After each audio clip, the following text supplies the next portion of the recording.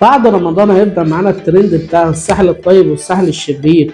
والساحل الطيب على فكرة ده قرى كانت موجودة زي مارفيلا ومارينا والكلام ده، وبيجي الطيبة عشان بس مفيش تطوير في الخدمات ولا تطوير في المشاريع.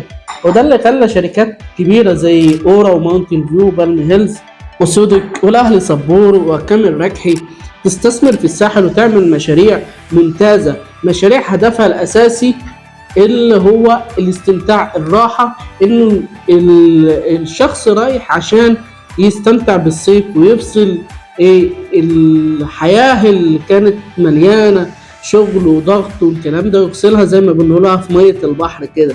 تمام. وده اللي انا بقدر اساعدك فيه، انه اوفر لك مشاريع تختارها تبقى مناسبة ليك للرفاهية بتاعتك والخصوصية.